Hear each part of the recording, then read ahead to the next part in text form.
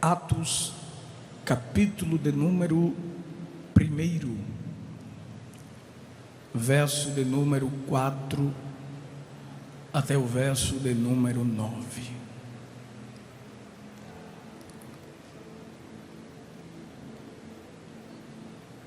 Nos diz assim a palavra de Deus: e estando com eles, determinou-lhes que não se ausentassem de Jerusalém, mas que esperassem a promessa do Pai, que disse ele: de mim ouvistes. Porque na verdade João batizou com água, mas vós sereis batizados com o Espírito Santo não muito depois desses dias. Aqueles, pois, que se haviam reunido perguntaram-lhe, dizendo: Senhor, restaurarás tu neste tempo o reino a Israel? E disse-lhes: não vos pertence saber os tempos ou as estações que o Pai estabeleceu pelo seu próprio poder, mas recebereis a virtude do Espírito Santo que há de vir sobre vós, e ser-me-eis testemunhas tanto em Jerusalém como em toda a Judeia e Samaria e até os confins da terra. E quando dizia isto, vendo eles, foi levado às alturas, e uma nuvem o recebeu, ocultando-o a seus olhos. Quem diz amém por isso? Queridos, o tema geral deste congresso é fortalecidos pelo poder.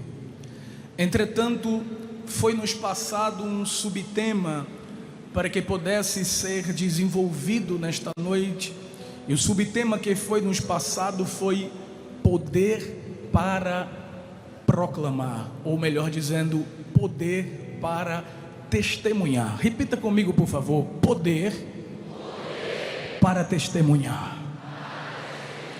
E o versículo chave ou versículo base está em Atos 1:8, que gostaria de reler com a igreja.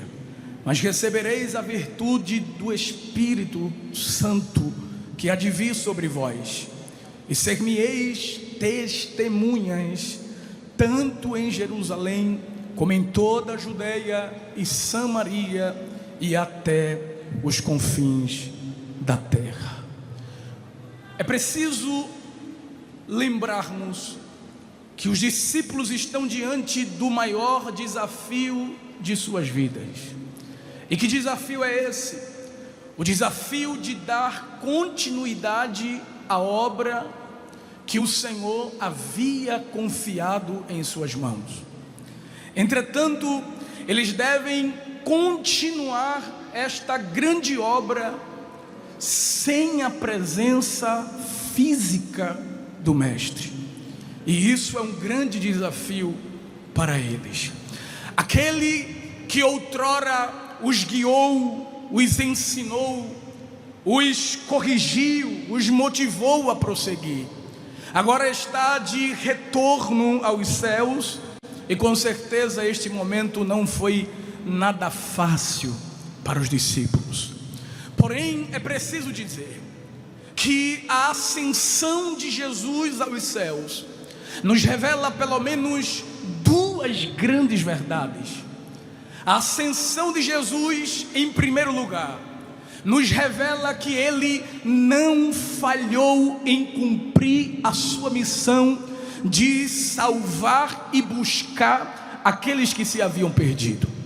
Em segundo lugar, além da ascensão de Jesus demonstrar que ele não falhou na obra da salvação, a ascensão de Cristo também nos mostra que ele não falhou em preparar homens para dar continuidade àquilo que ele mesmo havia começado. Jesus, ele não terceirizou em momento algum o treinamento dos 12 discípulos. Foi ele mesmo quem se encarregou de moldá-los, de prepará-los, de deixá-los prontos e torná-los suas testemunhas. Jesus poderia ter os revestidos de poder naquele mesmo dia que ele retornou aos céus, mas ele não faz isso. Mas por que ele não faz isso? Porque ele orienta os discípulos que fiquem em Jerusalém, até que do alto sejam revestidos de poder. Jesus está testando a obediência dos seus discípulos e ao mesmo tempo lhes ensinando o processo da espera. Diga comigo, o processo da espera. Aleluia. E o processo da espera era algo muito comum no treinamento dos 12. Jesus nunca fazia algo de forma rápida, ligeira. Ele sempre, quando se trata de treinamento de pessoas, ele sempre usava uma ferramenta chamada de tempo. Por quê? Porque Jesus sabe que o tempo, ele é responsável por gerar amadurecimento. O tempo é responsável por gerar aprendizagem, aperfeiçoamento e produzir marcas. Por isso, antes de enviá-los como suas testemunhas de suas obras e testemunhas da sua ressurreição, Jesus usou o tempo do seu ministério que ele teve ao lado dos discípulos para lhes preparar, lhes dando ensinamentos profundos, experiências práticas e os aprofundando na comunhão para usá-los no tempo certo. Olha para quem está do teu lado e diz assim: vai chegar teu tempo. Enquanto isso, deixa Jesus te ensinar o que Ele quer te ensinar. E é justamente sobre isso que quero falar nesta noite. Sobre as fases da preparação dos discípulos para se tornarem testemunhas fortalecidas pelo poder. Aleluia. Diga comigo, as fases da preparação dos discípulos para se tornarem testemunhas fortalecidas pelo poder. Antes de falarmos dessas fases, é preciso relembrarmos o encontro, ou melhor dizendo, o primeiro contato dos discípulos com Jesus. Abra sua Bíblia comigo, por favor, em João capítulo 1, versículo de número 35, nos diz assim: no dia seguinte, João estava outra vez ali, na companhia de 2 dos seus discípulos, e vendo passar a Jesus, disse: eis aí o Cordeiro de Deus. E os 2 discípulos ouviram-no dizer isto e seguiram a Jesus. E Jesus, voltando-se e vendo que eles o seguiram, disse-lhes: que buscais? E eles disseram: Rabi, que traduzido quer dizer mestre, onde moras?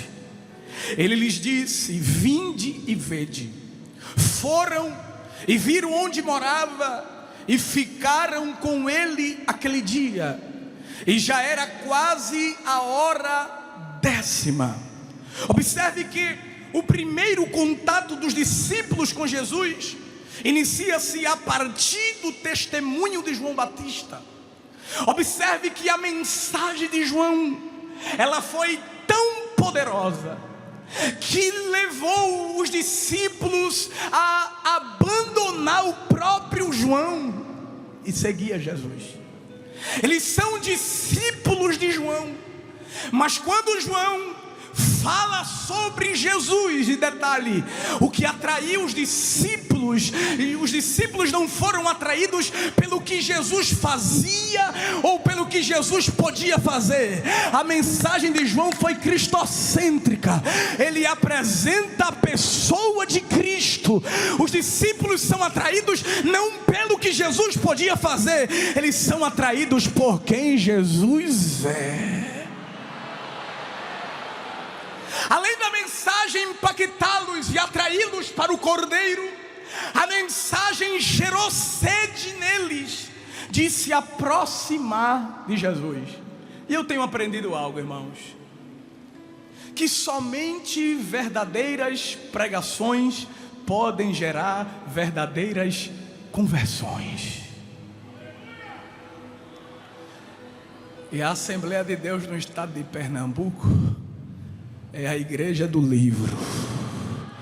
Quem confirma isso, levante a mão e dê glória para Jesus. Esses discípulos são tão impactados por estarem com Jesus, porque a Bíblia diz que eles passaram aquele dia com Jesus. E quem passa um dia com Jesus nunca mais é o mesmo. Irmão, passar um dia com Jesus e continuar a mesma coisa, eu duvido. Quem passa tempo com Jesus, Jesus começa a gerar dentro dele o que ele não tinha. Quantos estão aqui na presença de Jesus? Aleluia.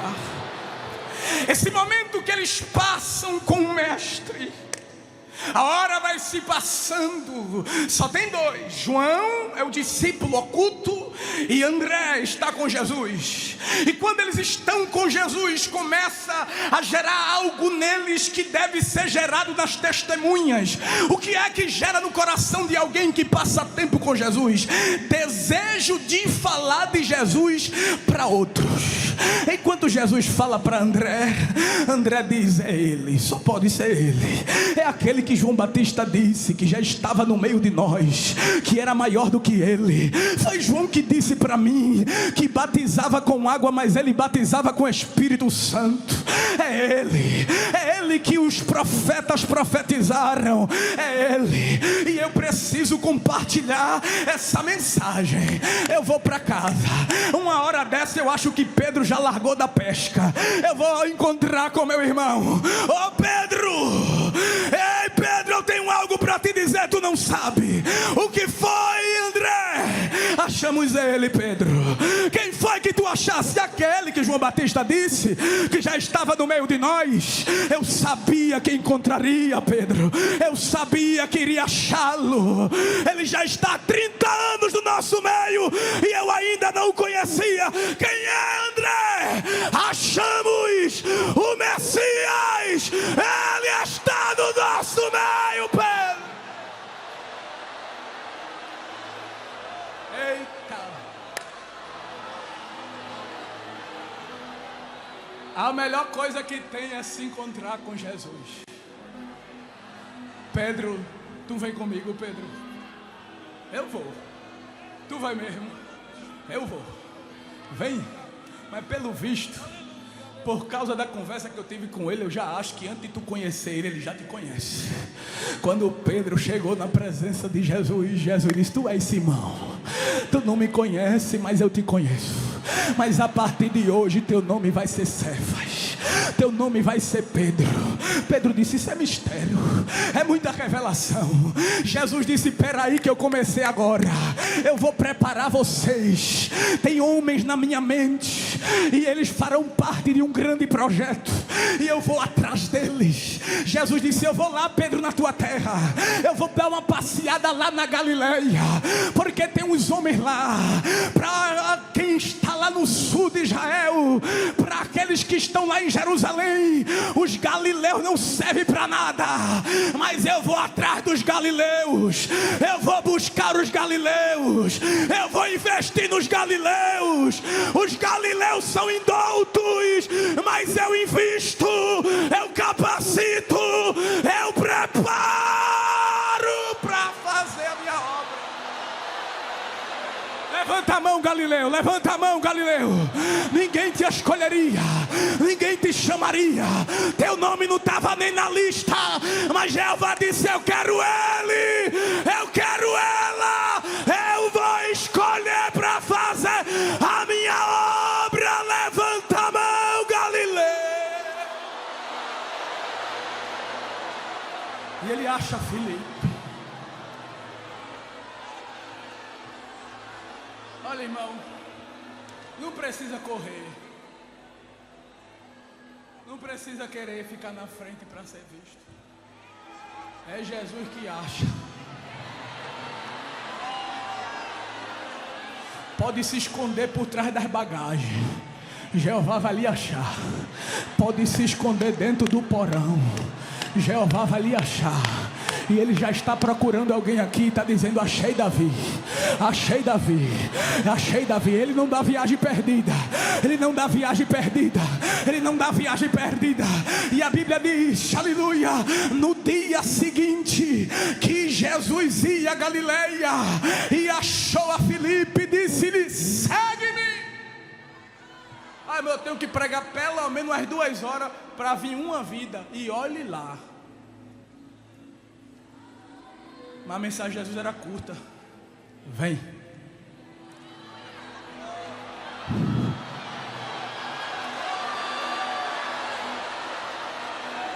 Vem. Quando ele dizia vem, as algemas, pá. Quando ele dizia vem, a ti como um tri revalar sorebequento ramácia. Aleluia. Satanás disse assim: vou prender Mateus nos negócios. O coração de Mateus está no dinheiro. Aí Jesus: espera aí que eu vou passar lá na coletoria. Quando Jesus passou na coletoria, estava cheio de dinheiro. Jeová disse: deixa o dinheiro e vem. Ele disse: eu deixo tudo para te seguir, porque é melhor estar contigo. Levanta a mão para adorar, levanta a mão para adorar, levanta a mão para adorar. Faz barulho de glória. Deixa eu ouvir o barulho de glória. O Deus que escolhe os improváveis, Ele está aqui nesse ginásio nesta noite. Ele achou Filipe.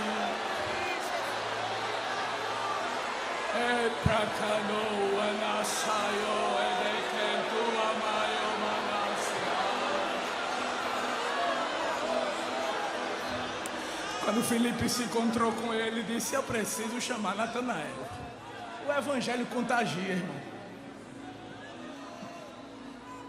Eu estava, pastor, me permita, orando essa semana, com um pensamento aqui, e fiquei me lembrando e pensando comigo. Eu não conheço outro pastor presidente. Eu só tive como pastor presidente o pastor Ailton. Eu sou filho do ministério do pastor. Mas eu fiquei pensando: Senhor, um evento tão grande como esse, como a igreja cresceu. Se colocar no templo central, lota. Se botar no Geraldão, lota. Se botar na arena, lota também.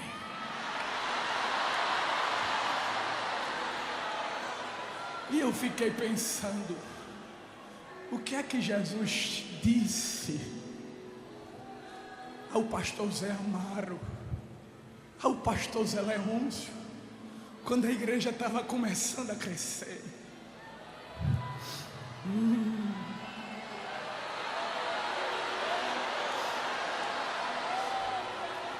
Eles nem imaginavam que isso aqui estava, mas eles sabiam, eu tenho toda a certeza, porque o Deus das alianças mostrou, revelou e disse: eu vou fazer o povo crescer, eu vou fazer o povo crescer. Deixa eu ver, deixa eu ver, deixa eu ver. Levanta a mão, levanta a mão.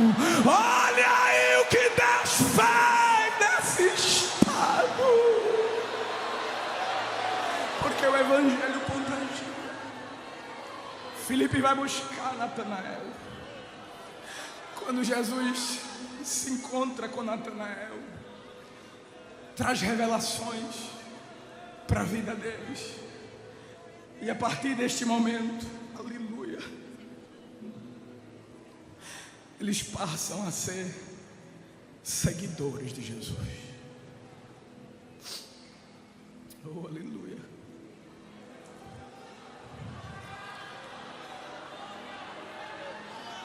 É nesse momento que eles passam a seguir ao Mestre.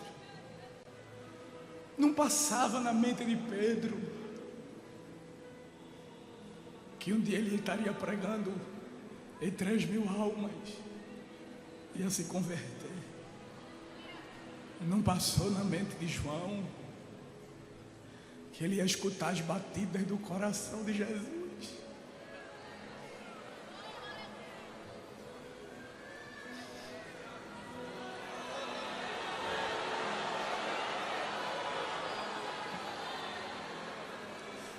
O começo é assim. Ele chama, a gente só vai. E no meio do caminho ele vai fazendo as surpresas.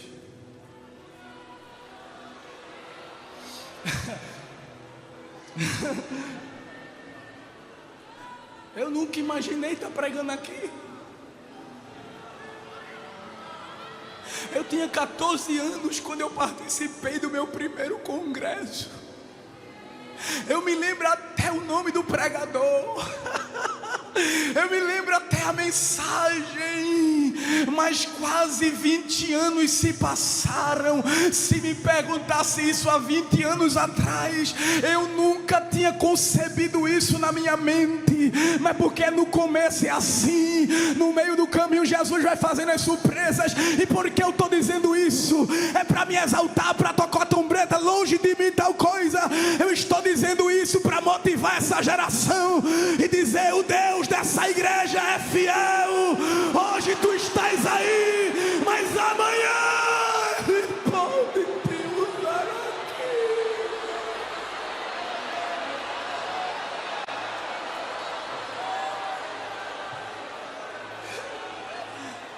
Meu pai nem crente é.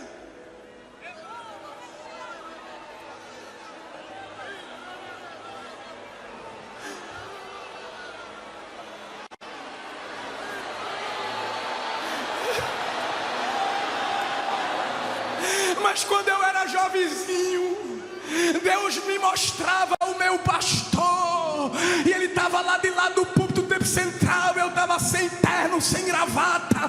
Era Deus me dizendo: você ainda não está pronto. E o meu pastor me chamava e dizia assim: se prepare, porque eu vou botar você para pregar.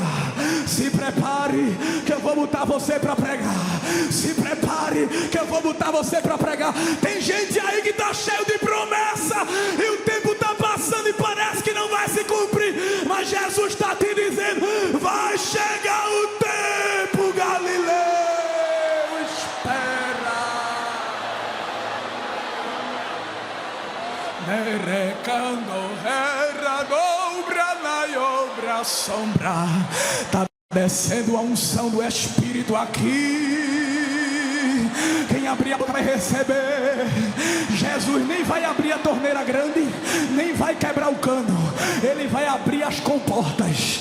Ele vai quebrar as barragens. Olha o rio de Deus descendo. Olha o rio de Deus descendo. Olha o rio de Deus descendo. Quem abrir a boca vai receber. Jesus vai batizar antes de chamar para batizar. Recebe, recebe, recebe, recebe. Abre a boca e adora.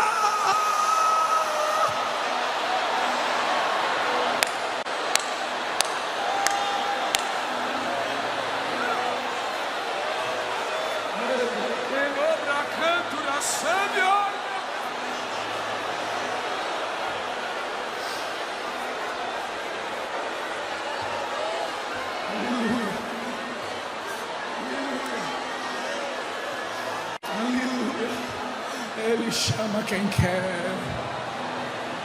Ele não pergunta a opinião de ninguém. Ele chamou os discípulos e os tornou seus seguidores. Mas esses homens estavam ainda com os corações divididos. Como assim, irmão Agnes?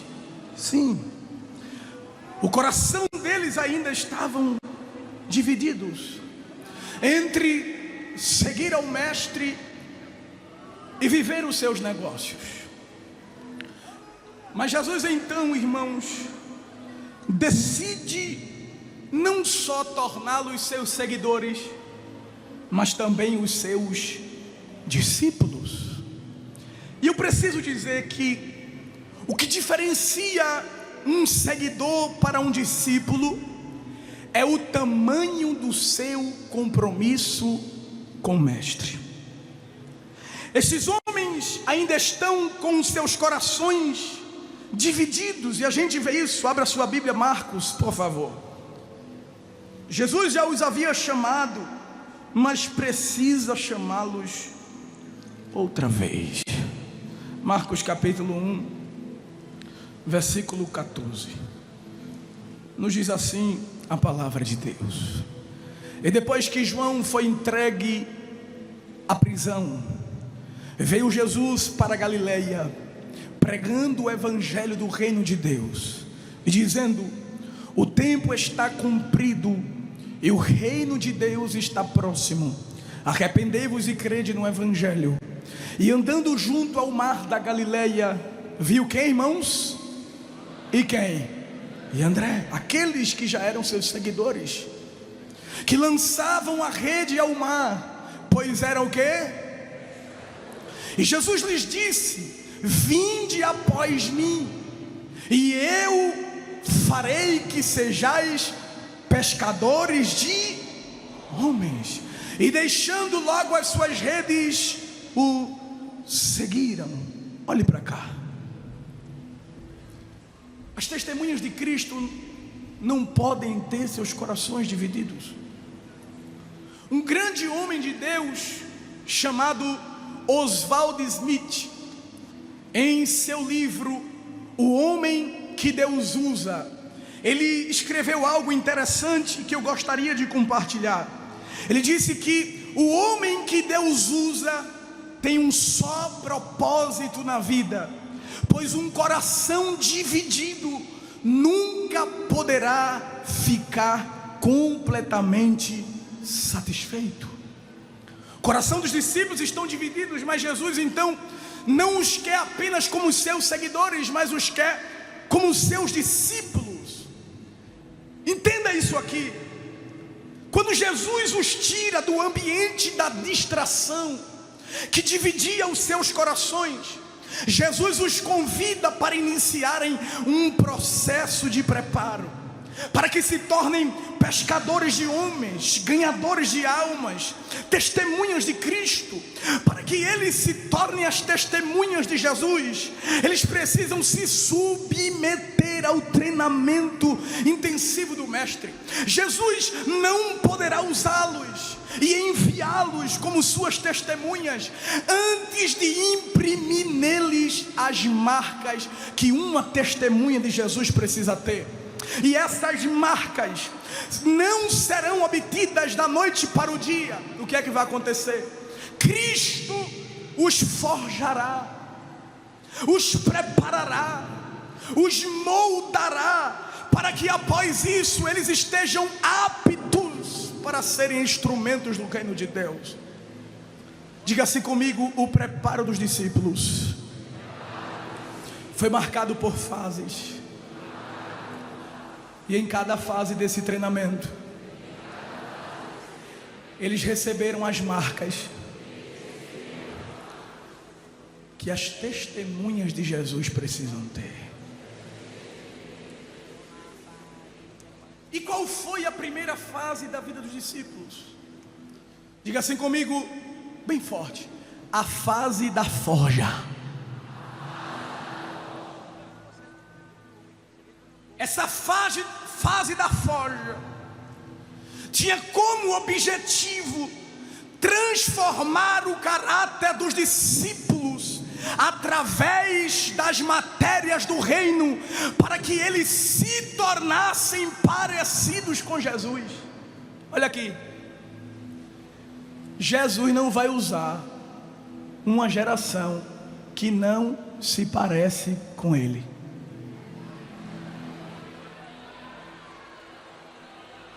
Eu vou dizer de novo: Jesus não vai usar uma geração que não se parece com Ele.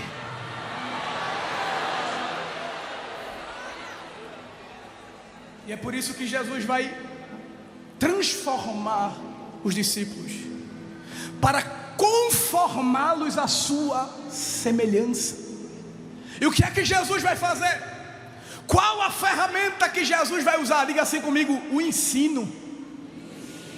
Porque o que transforma caráter é o ensino da palavra. Aí Jesus disse: vem para perto que eu vou dar aula, porque eu sou professor e eu digo para vocês: aprendei de mim. Jesus tem tanta coisa para te ensinar. Tu não sabe perdoar, mas Ele vai te ensinar a perdoar. Não, eu vou dizer.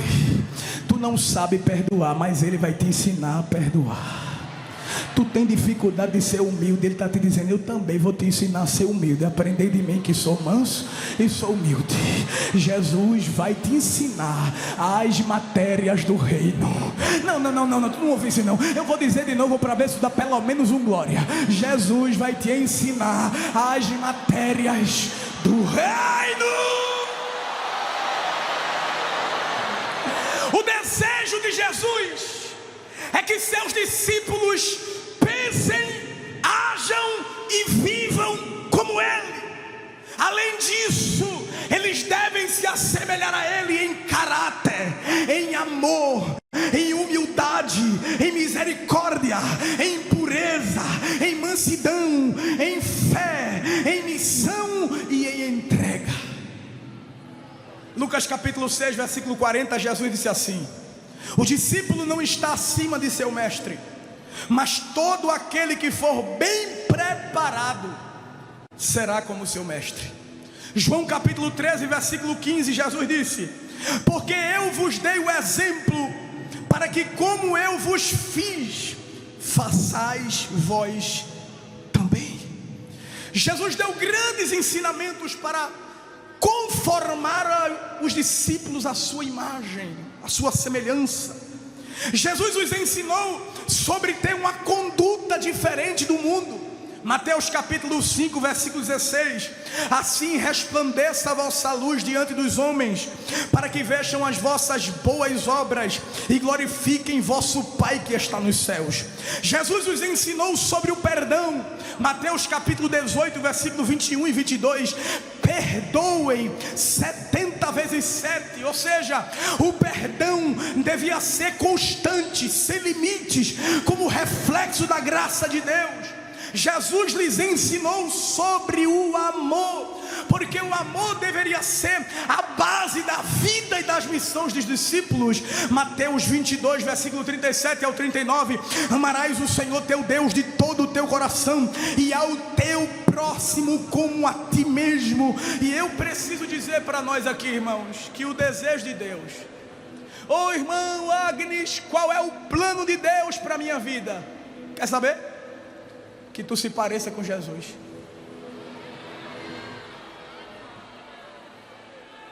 Não, irmão, eu quero saber da minha chamada. Não, a tua chamada é essa: ser parecido com Jesus.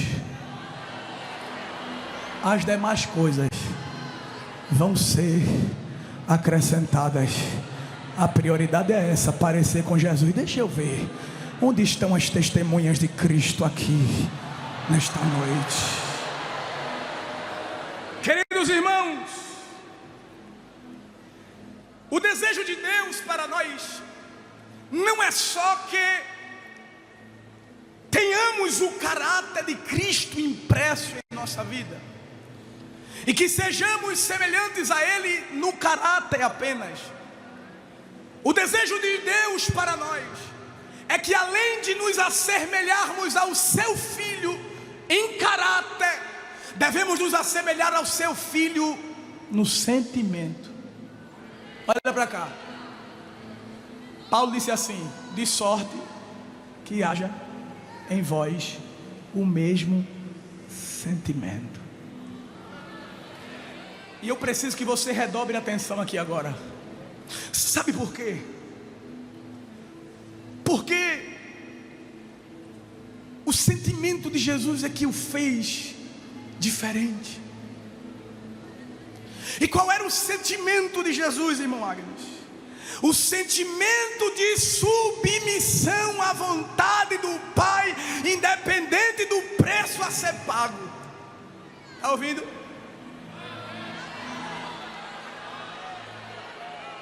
Qual era o sentimento de Jesus? O sentimento de submissão ao Pai, independente do preço a ser pago. Sabe o que Deus quer para a gente? Que a gente tenha um coração semelhante ao de Jesus, que se submeta à vontade do Pai, independente do preço.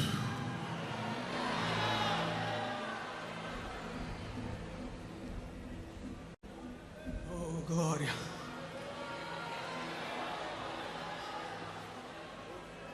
Deus procura alguém que tem um coração como o de Jesus, um coração incendiado por missões, por evangelismo, pelo reino, a ponto de abrir mão dos seus planos e projetos para viver os projetos de Deus.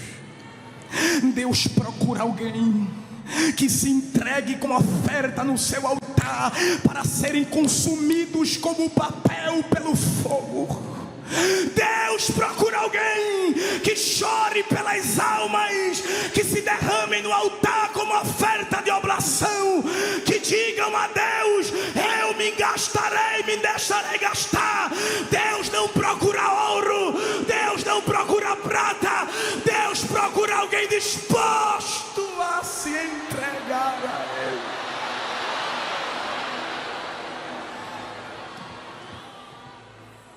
Estás disposto? Ei. Está disposto a se submeter independente do preço? Tem certeza que queres ter o sentimento de Cristo? E se Deus quiser te ferir, como feriu a Cristo?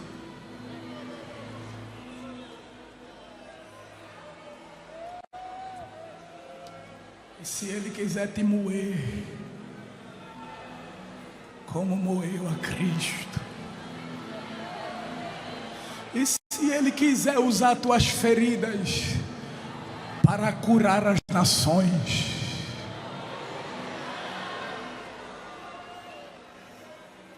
E se Ele quiser te levar para longe?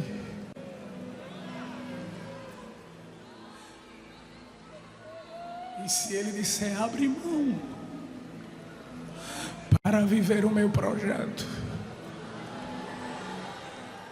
E se Ele disser: deixa teu coração na minha mão, para eu enterrar ele no lugar que eu quero te levar?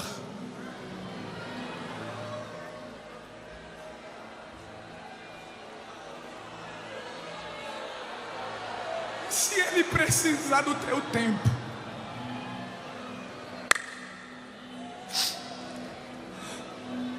e se Ele precisar das tuas noites,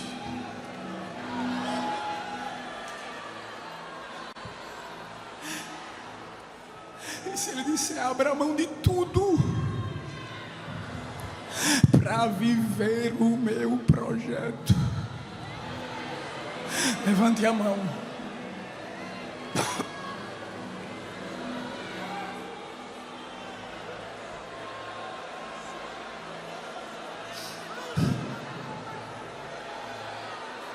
As nações estão enfermas, mas há bálsamo em Gileade.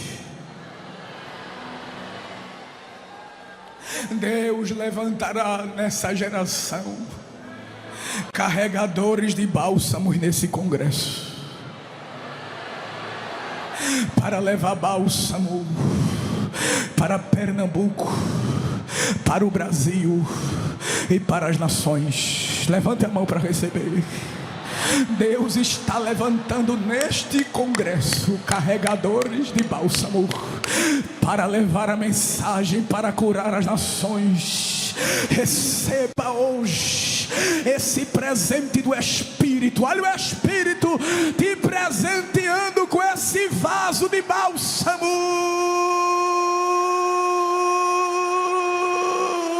e te dizendo: eu te firo, mas te uso. Eu te firo, mas curo aqueles que eu quero curar.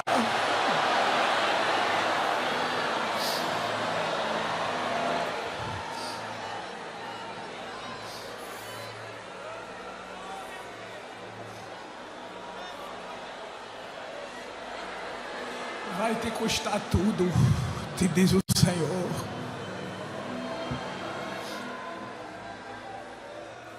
Vai te custar amigos.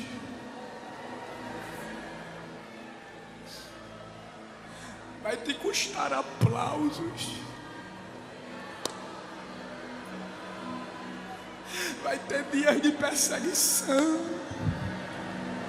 de angústia. Mas parecer com Jesus é isso. É não ter onde reclinar a cabeça.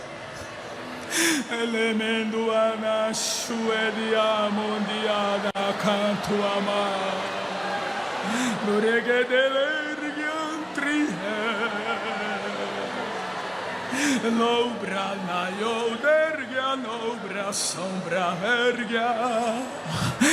Assim te diz o Senhor: enquanto eu te uso para curar, eu mesmo te curo. Enquanto eu te uso para curar, eu mesmo te curo. Enquanto eu te uso para ministrar, eu mesmo te ministro. Enquanto eu te uso para socorrer, eu mesmo te socorro. Senhor, eu faço, mas quem faz por mim, te diz o Senhor, eu faço por ti. Eu sou o teu ajudador. Sou eu quem socorro meu escolhido.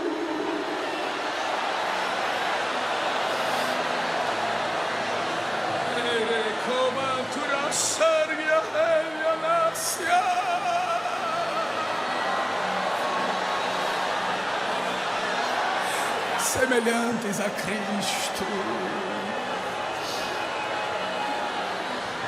Oh, aleluia. Aleluia. Aleluia. Receba o bálsamo que está descendo das montanhas de Deus. Receba o bálsamo que está descendo das montanhas de Deus. Receba o bálsamo que está descendo das montanhas de Deus. Chegasse aqui com teu coração ferido e o Senhor está te dizendo: eu não quero que você fique assim. Eu não poderei te usar para curar se essa ferida estar aberta aí dentro de ti. Eu vou te curar, eu vou te sarar, eu vou tratar contigo.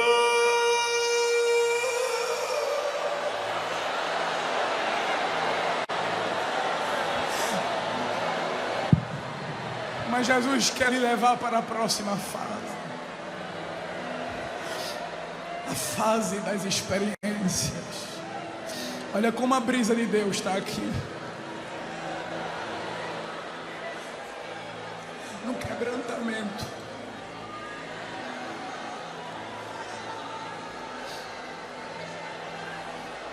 O Espírito está rendendo pessoas hoje aqui à sua vontade. Resistências estão sendo quebradas. Deus vai tirar um sim da boca de muitos hoje aqui. Tu dissesse: não quero, não faço, não é meu querer, não é minha vontade. Mas Deus está te dizendo: eu sei tirar um sim da tua boca. Eu sei tirar um sim dos teus lábios. Eu sei te render a minha vontade. Aleluia. Mas Jesus os chama para uma nova fase. A fase das experiências. E eu vou correr por causa do tempo. Jesus os dá experiências, porque elas são indispensáveis para aqueles que querem ser fortalecidos pelo poder e testemunhar com ousadia.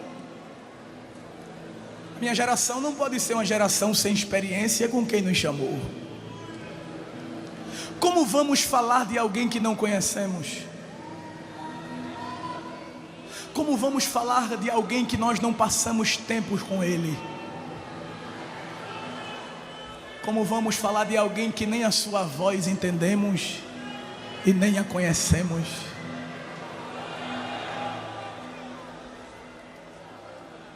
Testemunhas sem experiência não são testemunhas. Além das testemunhas parecerem com Jesus, tem experiência com Ele. Porque são as experiências que faz a gente ficar com o pé no chão quando o negócio aperta. Porque testemunha é Marte, é sofrimento, é dor. E se não tiver intimidade, corre, abandona, larga a cruz. Aí por isso Jesus disse: quem quiser vir após mim, negue-se a si mesmo, tome a cruz e me siga. Caminhe comigo. Eu vou na frente e você vai atrás. Eu chego primeiro, depois tu chega. Eu piso, depois tu pisa. Eu vou na frente, e como eu vou na frente, eu garanto a tua chegada. Eu vou na frente, e como eu vou na frente, eu garanto o teu futuro. Eu vou na frente, e como eu vou na frente, eu te defendo. Eu vou na frente, e como eu vou na frente, eu quebro o arco, eu corto a lança, eu queimo os carros no fogo. Como eu vou na frente, tu vai carregando a cruz, eu despedaço os grilhões, eu despedaço os ferrões, eu despedaço aos portões.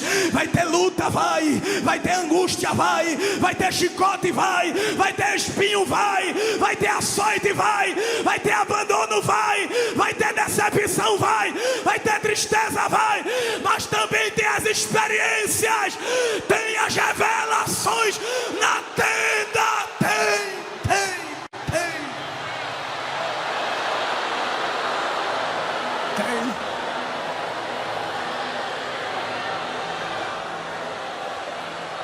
E quando tem, ele vem e bota a mão assim, ó. E meu amigo, se alegre. Eu não disse a você que o caminho não ia ser fácil. Eu não lhe disse que ia ter resistência, que ia ter oposição. Foi, Senhor, mas eu estou ferido, eu estou sem força, eu estou desanimado. Me dê a mão, venha para os meus braços.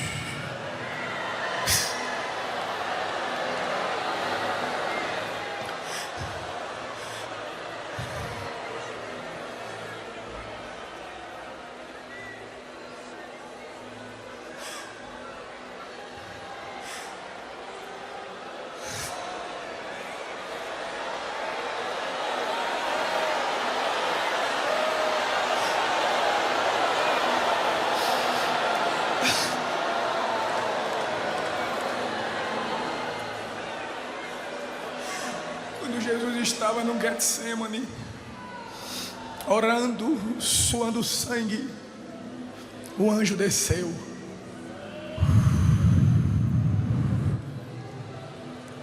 Ficou do lado dele e começou a confortá-lo. Suporta, daqui a pouco termina, tu vai vencer. Sente o consolo do Espírito. Sente. Receba um abraço, receba aí no grande coral um abraço do Espírito, um abraço de quem lhe chamou, um abraço de quem lhe chamou. Receber um abraço de outra testemunha é uma coisa, mas receber abraço de quem lhe chamou para testemunhar é diferente. Abre teus braços assim, se tu crê, abre teus braços, mas não é para receber não, é assim. Abre os braços, abre os braços para abraçar. Agora fecha, recebe um abraço de quem te chamou, recebe um abraço de quem te chamou. Ela está te dizendo: eu sou teu amigo das horas incertas.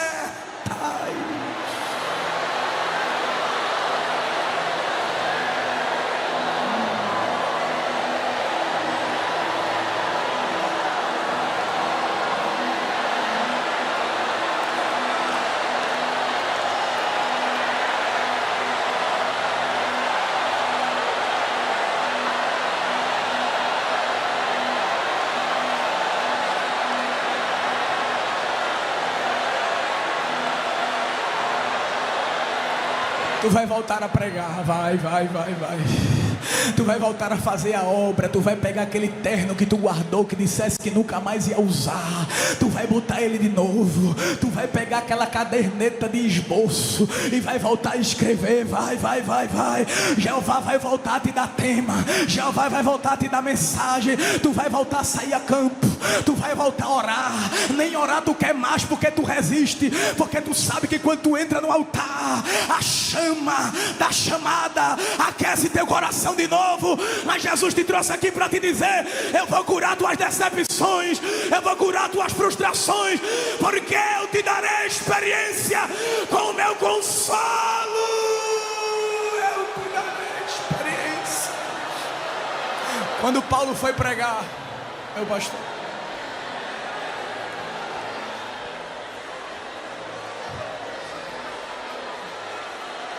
lá em Filipe, bateram,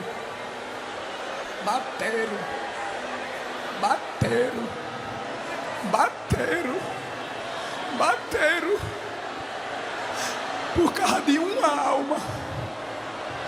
Mas Paulo não reclamou, Paulo não murmurou. Por quê? Experiência, intimidade, comunhão. Ele sabia quem tinha dito a ele: atravessa a Macedônia. Mas depois que ele apanha, Jeová abre as prisões, e o homem pelo qual ele sofreu: ô rapaz, vamos lá em casa, que eu vou lavar os teus vergões. Paulo sofreu para ganhar aquela alma, mas aquela alma foi instrumento de cura para Paulo. Venha cá, Paulo, me dê aqui suas costas.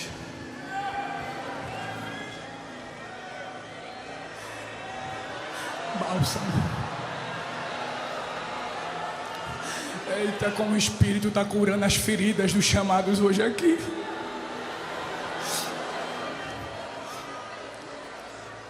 Eu vou terminar. A primeira marca de uma testemunha é se parecer com Jesus. A segunda marca de uma testemunha é ter experiências que geram intimidade. Mas a terceira marca de uma testemunha é a ousadia.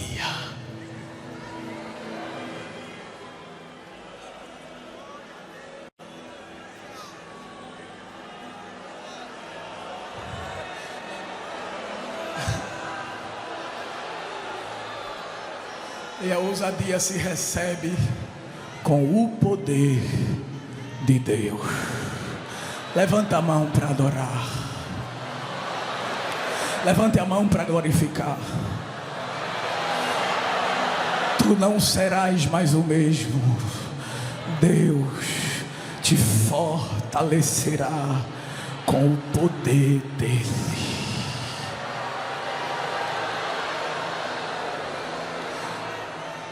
Jesus já havia dado poder aos discípulos.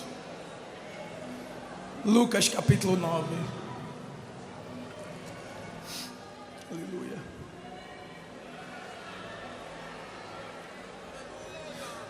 E convocando os seus 12 discípulos, deu-lhes virtude e o quê? poder sobre todos os demônios, e para curar enfermidades, enviou-os a pregar o reino de Deus e curar os enfermos. Isso aqui é muito interessante, irmãos. Os discípulos já haviam recebido um vislumbre do poder de Deus em suas vidas, mas esse poder de Lucas 9 não é a mesma característica do poder de Atos 2. Não é poder diferente, mas o que diferencia o poder de Lucas 9 e o poder de Atos 2 não é a qualidade do poder, mas a quantidade do poder. Em Lucas, Jesus goteja poder. Em Atos, Jesus derrama poder. Em Lucas, o poder é limitado. Em Atos, o poder é sem limite. Em Lucas, o poder é intermitente, momentâneo. Em Atos, o poder é permanente e cotidiano. Em Lucas, o poder atua em limites geográficos da Galileia. Em Atos, o poder ultrapassa as fronteiras. Em Lucas, é um vislumbre do poder. Em Atos, é a vivência com o poder. Em Lucas, eles estão treinados. Em Atos, eles estão preparados. Em Lucas, eles recebem poder. Em Atos, eles recebem a presença. Em Lucas, eles estão enfraquecidos, mas em Atos, eles são fortalecidos. Levante a mão para adorar.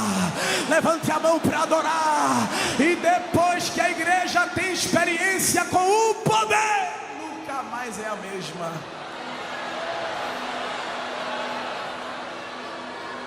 O Pedro de Lucas nega, tem medo, é fraco, é tímido. Mas o Pedro de Atos se levanta e prega com ousadia. E quando ele começou a pregar, chamaram alguém assim, disseram assim: quem são esses? Em nome de quem eles fazem essas coisas? Mas diz a palavra de Deus, Atos capítulo 4, versículo 8: então Pedro, cheio do Espírito Santo, lhes disse: principais do povo e vós, anciãos de Israel, visto que hoje somos interrogados acerca do benefício feito ao homem enfermo, de modo como foi curado, seja conhecido entre vós, de todo o povo de Israel, que em nome de Jesus Cristo, o Nazareno, aquele que veio e vós o crucificastes, que Deus o ressuscitou dos mortos, em nome dele é que fazemos essas coisas.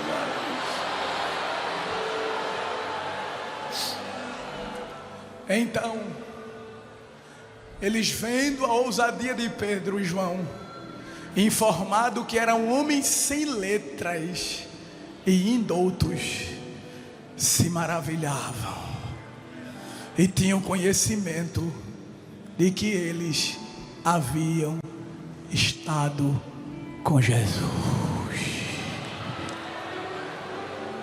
A igreja que anda com Jesus parece com Ele, tem intimidade com Ele e desfruta do seu poder.